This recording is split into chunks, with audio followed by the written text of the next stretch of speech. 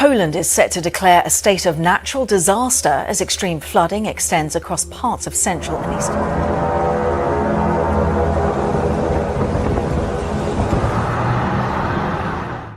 Poland is on the brink of declaring a state of natural disaster due to the severe flooding sweeping across its central and eastern regions.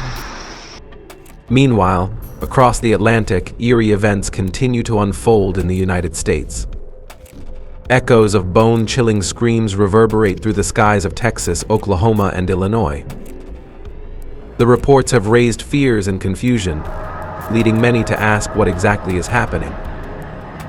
Even more perplexing, these same sounds have been heard far from North America, near the legendary Euphrates River.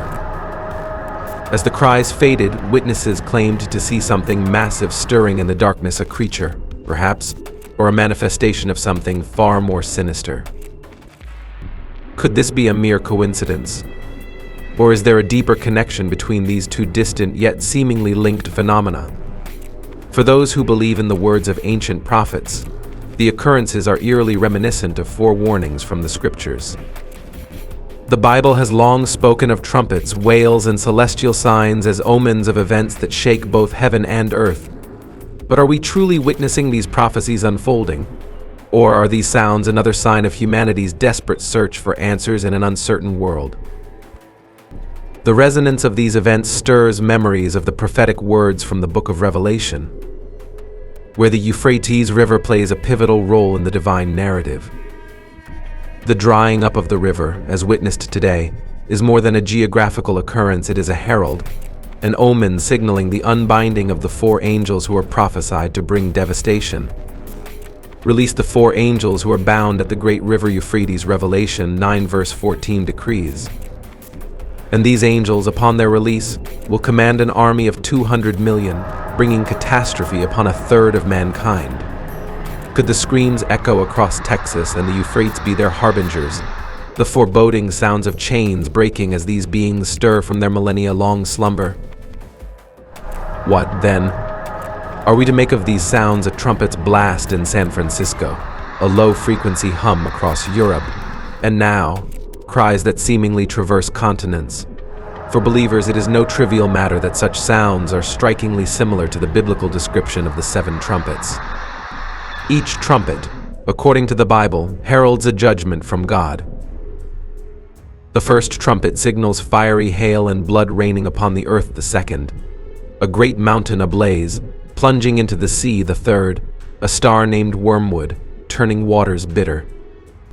And as we listen to these mysterious sounds, we must ask ourselves, are we now hearing the first notes of a divine symphony foretelling the end times? Yet amidst this symphony of dread, it is not fear that should take root in our hearts, but readiness and discernment. As 1 Thessalonians 4 verse 16 reminds us, for the Lord himself will descend from heaven with a shout, with the voice of the archangel, and with the trumpet of God. When the final trumpet sounds, it will not be a single cry lost in the night sky of Oklahoma or a whisper over the Euphrates. It will be a declaration unmistakable and thunderous that will reverberate across the entire world, gathering the faithful and bringing revelation to the unrepentant. But the scriptures also warn of false signs, of omens that mislead rather than guide. What if these sounds are not the divine trumpets, but the whispers of something darker, deceptions, meant to stoke fear and confusion? For in the midst of these supernatural speculations, another question looms: could humanity itself be the orchestrator of these eerie occurrences?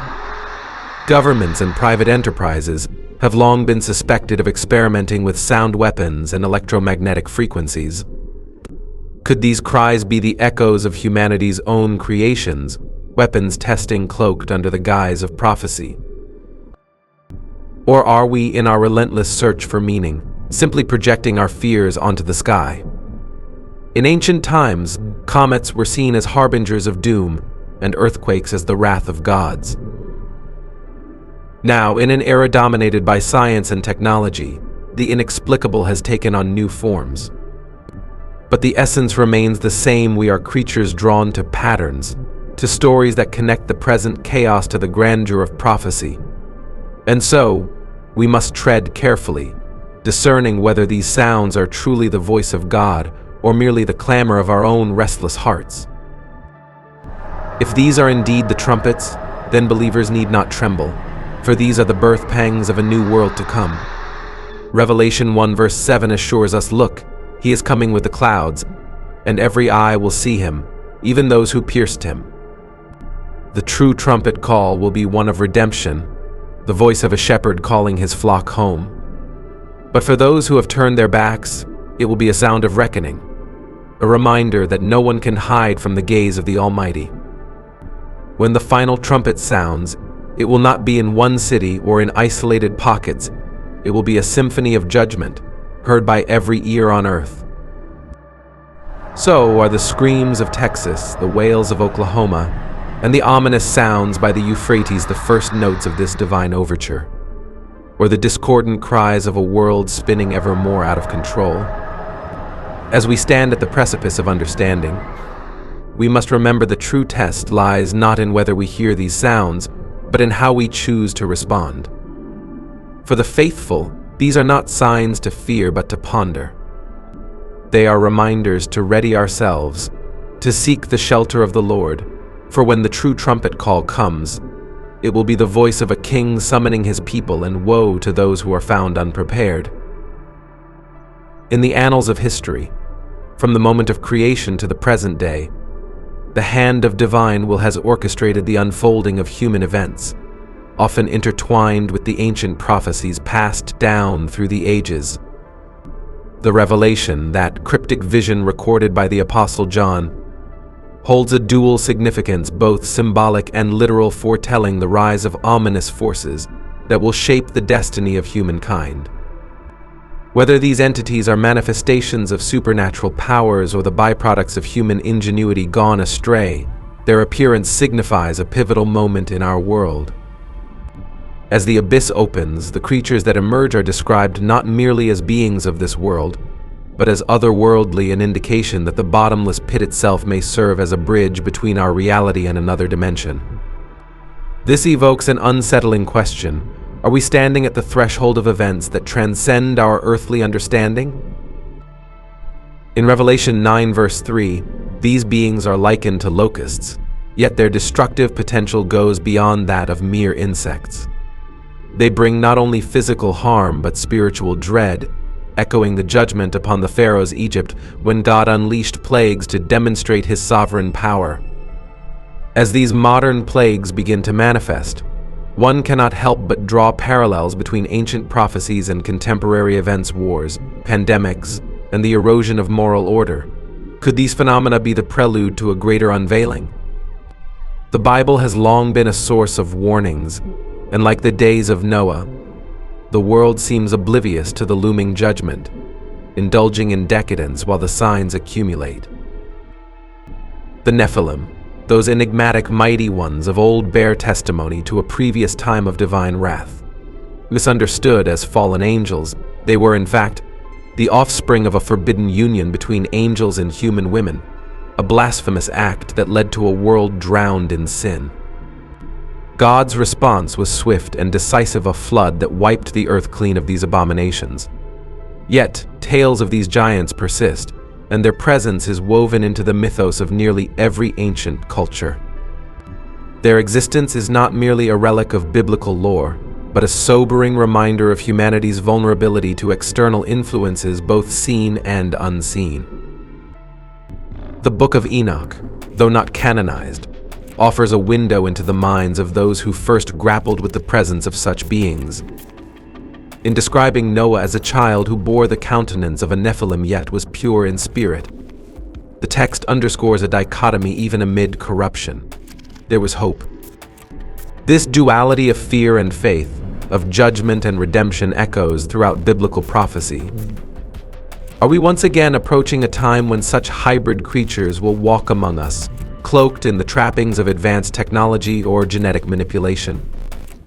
As scientists push the boundaries of human capability, the warning resonates as it was in the days of Noah, so it will be at the coming of the Son of Man, Matthew 24 verse 37.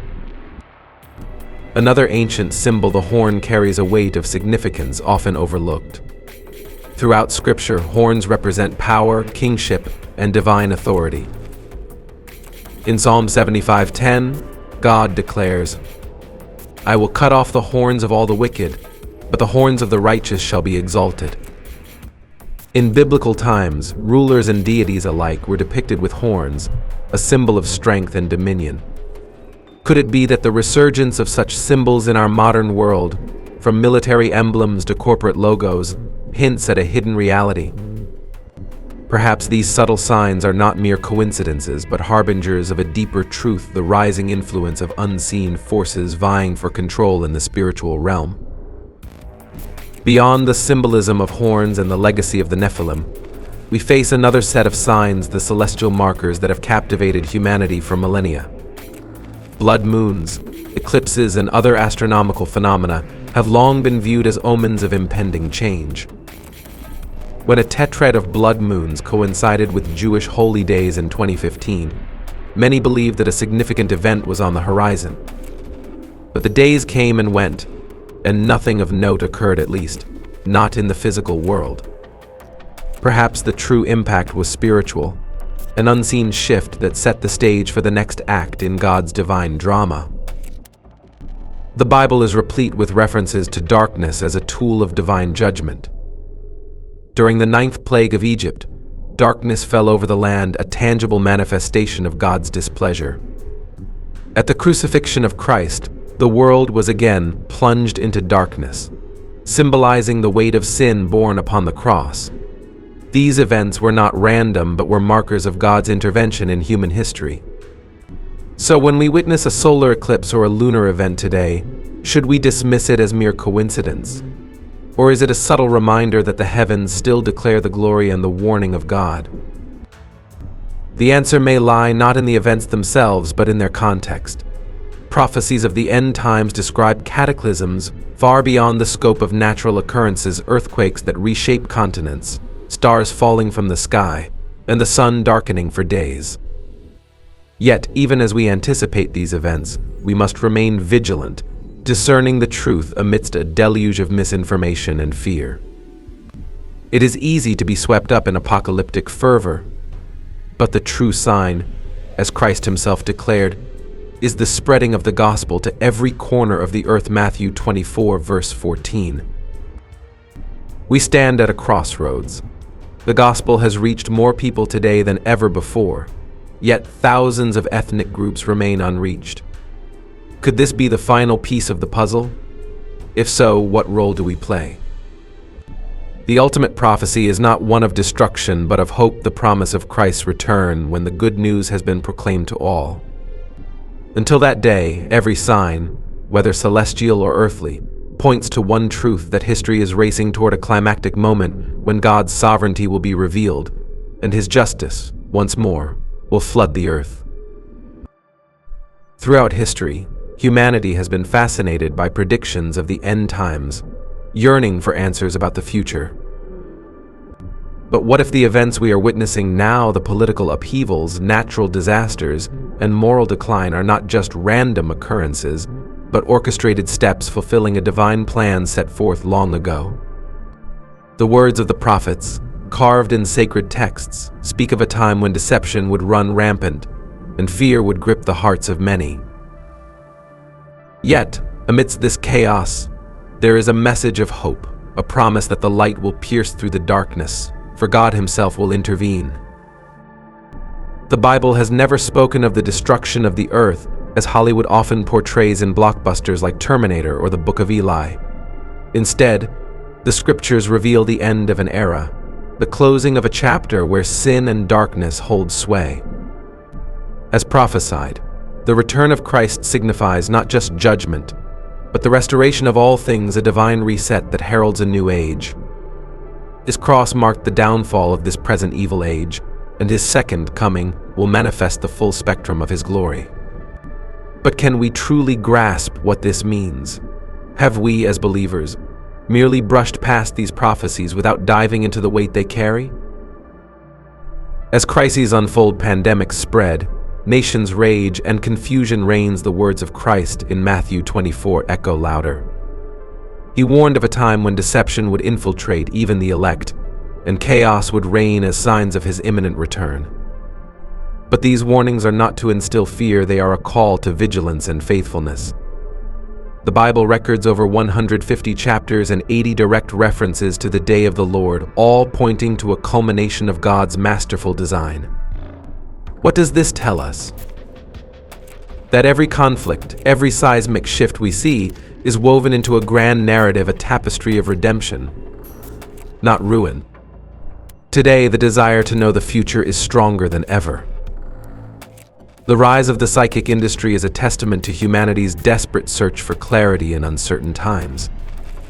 From the corporate boardrooms of Wall Street to the war-torn streets of the Middle East, people long for reassurance. But while the world chases after shadows, God's word remains a lamp unto our feet. Prophecies were not given to satisfy idle curiosity, but to lead us into deeper trust and obedience. They are beacons guiding us through turbulent waters, illuminating the path set before us. But make no mistake, the scriptures warn against approaching prophecy with the same mindset one might consult a fortune teller. They are not crystal balls to foretell random events, they are blueprints of God's will, each chapter revealing a piece of his strategy. The book of Revelation, for instance, is not a chaotic jumble of catastrophes, but a divinely ordered sequence that serves to prepare the world for Christ's reign. It's not fear but reverence that should fill our hearts as we study these words. The trials we face are a proving ground, a furnace refining the faithful and exposing the counterfeit. The prophets spoke of this time, a time when nations would tremble and men's hearts would fail them for fear. Yet God's people are called to stand firm, not with trembling hands, but with eyes fixed on the horizon. For we are not passive spectators, but active participants in his plan. Just as John the Baptist prepared the way for Jesus' first coming, God is now raising up a generation who will herald his return, modern-day prophets who will stand as burning lamps in a darkening world. Are we prepared to be these voices? As global pressures mount and falsehoods multiply, the question is no longer what will happen, but rather, how will we respond? The signs are all around us. The stage is being set. The true test is not in deciphering every detail, but in aligning our hearts with his, recognizing that the end times are not about destruction, but about divine restoration, where the author of history steps into his creation to redeem what was lost. This is not the end. It's the beginning of his glorious reign. Jesus has spoken that wisdom is bestowed upon those who seek it, and this wisdom becomes the key to discerning the mysteries that lie in the unfolding events of the final days. The tumultuous state of our world, with political upheaval, social unrest, and global instability, is not random but foretold in ancient prophecies. Isaiah declared that darkness would blanket the earth, yet God's radiance would shine brighter upon his people, Isaiah 60 verse 2. This stark contrast is now evident as we see despair gripping nations while small flickers of divine hope emerge in unlikely places. Could it be that we are witnessing the rise of this dual dynamic, foretold thousands of years ago? As the tremors of change shake every sphere, financial, spiritual, and societal, Haggai's words echo, "I will shake all nations, and they will come to the desire of all nations," Haggai 2 verse 6-7.